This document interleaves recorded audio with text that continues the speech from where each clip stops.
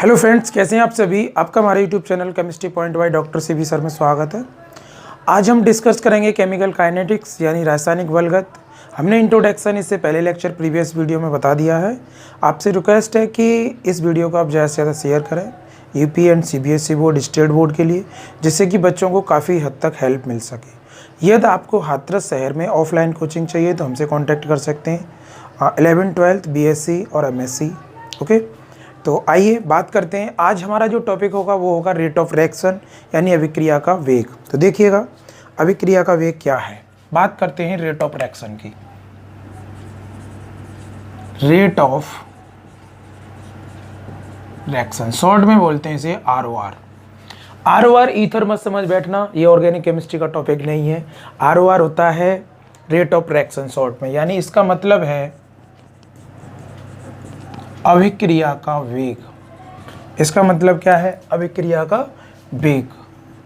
बात करते हैं अभिक्रिया का वेग क्या होता है। बड़ी सिंपल सी डेफिनेशन की बात मैं करूं, the change in concentration of reactant and product respect to time, यानी वह दर जिस पर समय के साथ साथ अभिकारक अथवा उत्पाद की सांद्रता में जो परिवर्तन होता है उसे अभिक्रिया का वेग कहते हैं। तो सबसे पहले हम बात करते हैं तो इसकी डेफिनेशन की ओर कि डेफिनेशन क्या है इसकी। तो देखिएगा, चेंज इन कॉन्सेंट्रेशन, बड़ी सिंपल सी डेफिनेशन है। Change in concentration of reaction of reactant और प्रोडक्ट with respect to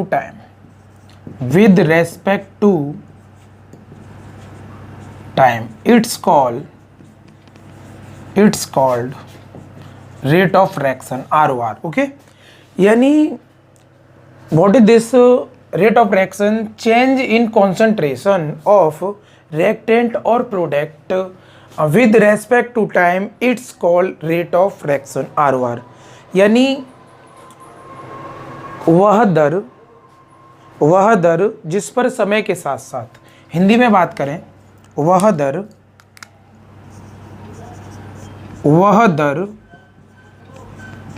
जिसमें समय के साथ साथ अभिकारक अथवा उत्पाद की सांद्रता में परिवर्तन होता है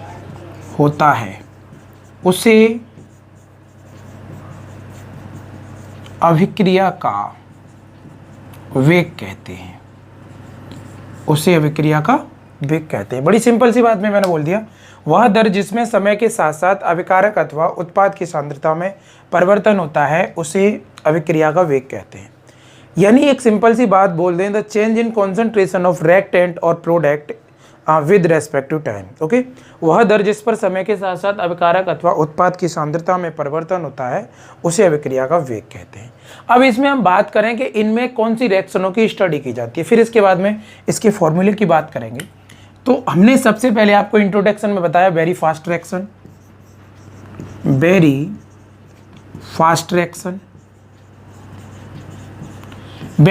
रिएक्शन की हम स्टडी नहीं करेंगे क्योंकि ये माइक्रो सेकंड्स में कंप्लीट हो जाती हैं, तो हम इसके रेट ऑफ रिएक्शन को ज्ञात नहीं कर सकते। ओके, दूसरी होती है वेरी स्लो रिएक्शन,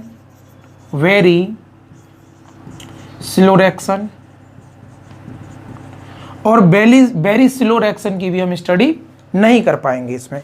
तो तुम सोच रहे होंगे सर इसमें कौन सी रिएक्शन की स्टडी करेंगे। इसमें हम जो स्टडी करेंगे रेट ऑफ रिएक्शन निकालेंगे, वो निकालेंगे मोल्टर रिएक्शन या मॉलिक्यूल्स रिएक्शन का। इसमें जो स्टडी करेंगे वो हमारी जो रिएक्शंस हैं उसे बोलते हैं मॉडरेट रिएक्शन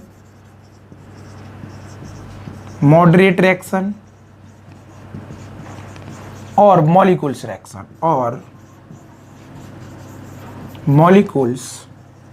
रिएक्शन। इन रिएक्शनों की हम स्टडी करेंगे यहाँ। किस रिएक्शन की स्टडी करेंगे? इस रिएक्शन की। तो चलो अब हम बात करते हैं रेट ऑफ रिएक्शन का फॉर्मूला क्या होता है। एक बात बता दें, जो भी रिएक्शन होगी उसका जो रिएक्टेंट होगा वो तो डिक्रीज होगा विद इन टाइम, और जो प्रोडक्ट होगा उसका जो कॉन्सेंट्रेशन है वो इंक्रीज होगी। ओके, तो बात करते हैं रेट ऑफ रिएक्शन के फॉर्मूले की। चलो बात करते हैं रेट ऑफ रिएक्शन के फॉर्मूले की। Rate of reaction, rate of reaction जैसे बोलेंगे हम ROR, यानी अभिक्रिया का वेग। अभिक्रिया का वेग का फॉर्मूला क्या है? तो हमने एक बोला कि decrease in concentration of reactant after reaction. बहुत सिंपल सी बात है। अगर यहाँ हम फॉर्मूले की बात करते हैं तो हम बात करेंगे decrease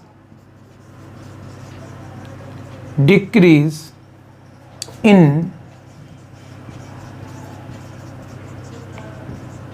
concentration of reactant after reaction,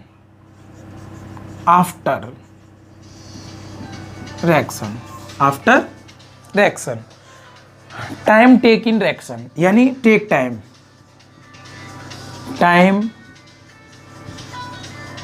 take in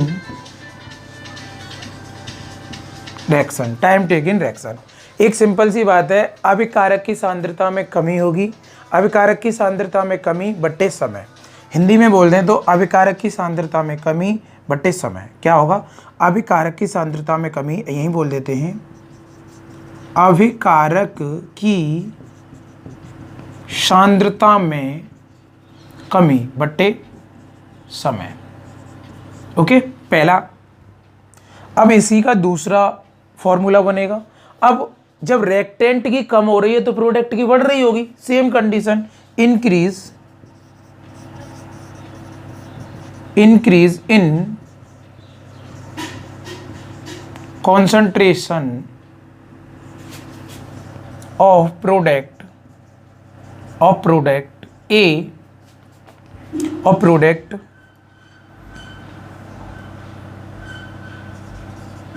after reaction upon time take in reaction, time take in reaction यानी समय। अब हम बोल दें अभिकारक उत्पाद की सांद्रता में वृद्धि होगी, उत्पाद की सांद्रता में वृद्धि बटे समय, हिंदी और इंग्लिश दोनों में ही समझना है आपको कि अभिक्रिया का वेग क्या होता है, रेट ऑफ रिएक्शन क्या होती है। यानी अभिक्रिया की सांद्रता में कमी बटे समय, उत्पाद की सांद्रता में वृद्धि बटे समय। यानी कोई भी रिएक्शन है, मैंने बताया था जो रिएक्शन स्टार्ट होती है उसे हम रिएक्टेंट बोलते हैं या अभिकारक बोलते हैं। जो अभिक्रिया के बाद जो बनता है उसे हम उत्पाद बोलते हैं यानी प्रोडक्ट बोलते हैं। ये हमारा फॉर्मूला गिवन हो गई। अगर हम यहाँ एक रिएक्शन को मान लें, लेट कंसीडर रिएक्शन, पहले आप इतना समझिएगा कि इसको आप स्क्रीनशॉट ले लो, फिर मैं इसके बाद आगे की बात करूँगा। ओके, स्क्रीनशॉट ले लीजिए फटाफट से। तो ये बात हमें समझ में आती है कि अभिक्रिया का वेग क्या होता है, change in concentration of reactant और product with respect to time, it's called ROR यानी रेट ऑफ रिएक्शन। वह दर जिस पर समय के साथ साथ अभिकारक अथवा उत्पाद की सांद्रता में परिवर्तन होता है उसे अभिक्रिया का वेग कहते हैं। ओके, ये दोनों फॉर्मूले हैं। इसके बाद अब बात करते हैं। ओके, तो हमें रेट ऑफ रिएक्शन पता चला कि रेट ऑफ रिएक्शन किसे कहते हैं, तो ये अच्छे से समझना है। मेरा आपसे रिक्वेस्ट है कि आप अच्छे से मेहनत करें, जिससे कि आप जब भी पढ़ें मन लगाकर पढ़ें, क्योंकि आज के 5 साल बाद अगर तुमसे कोई मिलेगा तो आपसे ये नहीं पूछेगा तुम क्या कर रहे हो, आपकी हैसियत की बात करेगा वो कि आप बने क्या, पढ़ लिख कर क्या बने, क्या हासिल किया। इसीलिए मन लगा कर पढ़िए। ओके, तो अब बात करते हैं, हम किसी भी रिएक्शन को मान लेते हैं। Late consider reaction, late consider reaction, माना अभिक्रिया, कोई भी अभिक्रिया मान लेते हैं भाई, कोई भी रिएक्शन है। हमने कोई रिएक्शन मान ली A एरो B, ये कोई रिएक्शन है अपना। इसको हम बोलते हैं, ये होता है हमारा रिएक्टेंट, और ये होता है हमारा प्रोडक्ट। ये क्या है स्टूडेंट्स? ये है प्रोडक्ट। प्रोडक्ट बोलें तो उत्पाद, और इसे बोलें तो ये होता है अभिकारक। ओके। इसमें क्या होगा? ये डिक्रीज होगा, माइनस है, और ये इंक्रीज होगा, ये प्लस है। मेरी बात को यहीं से समझने की कोशिश करें। ओके। अगर मैं इसकी कॉन्सेंट्रेशन की बात करूं, फर्स्ट टाइम कॉन्सेंट्रेशन की बात करूं, तो इसकी कॉन्सेंट्रेशन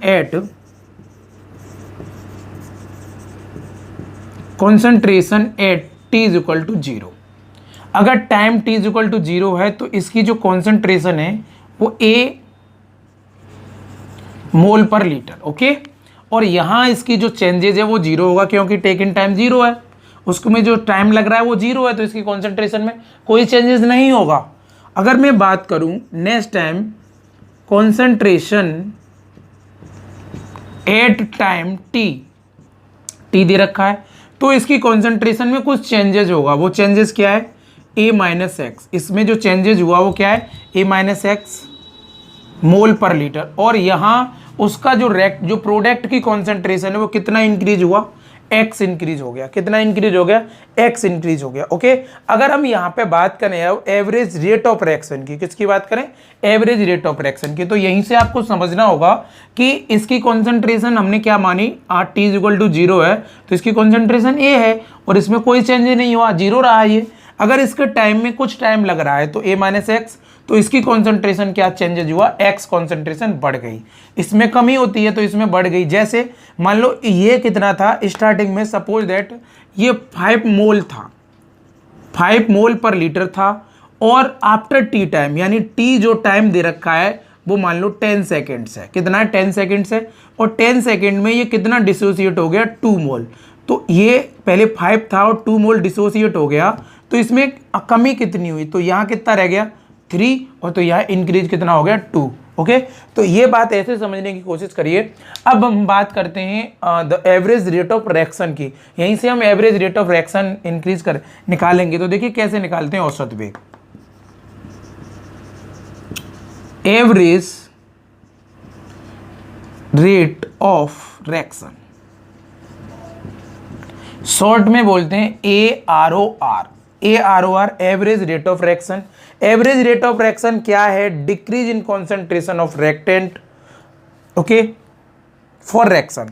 तो यहां से एवरेज रेट ऑफ रिएक्शन निकालेंगे तो इसका फॉर्मूला होगा, क्योंकि जो रिएक्टेंट की कॉन्सेंट्रेशन है वो डिक्रीज होगी, decrease in concentration, decrease in concentration of reaction after reaction, reactant, decrease in concentration of reactant after reaction upon taking time taken in the reaction।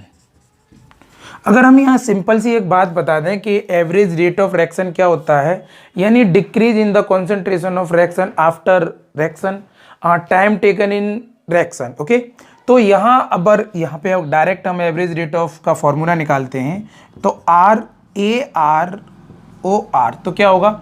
अब इसमें कॉन्सेंट्रेशन कितना चेंजेज हुआ रहा है? x, और टाइम टेक कितना हो रहा है? t। तो ये इसका एवरेज रेट ऑफ रिएक्शन का फॉर्मूला आता है, एवरेज रेट ऑफ रिएक्शन। इस इक्वेशन को हम फर्स्ट मान लेते हैं, ये हमारा फर्स्ट इक्वेशन है। अब यहाँ पे अगर हम बात करें कि average rate of reaction, this is the average rate of reaction but not instantaneous rate of reaction. इसको हम रिएक्शन का रेट ऑफ एवरेज तो बोल सकते हैं, इसको हम बोल सकते हैं this is average rate of reaction but not instantaneous rate, instantaneous rate. ये इंस्टेंटेनियस रेट नहीं है, यानी ये अभिक्रिया का औसत वेग तो हो सकता है परंतु तात्कालिक वेग नहीं हो सकता। यानी यह अभिक्रिया का औसत वेग तो हो सकता है परंतु तात्कालिक वेग नहीं हो सकता। इसीलिए मैंने बोला this is average rate of reaction but not instantaneous rate of reaction. Okay ji, अभिक्रिया का वेग तो हो सकता है परंतु यह तात्कालिक वेग नहीं हो सकता।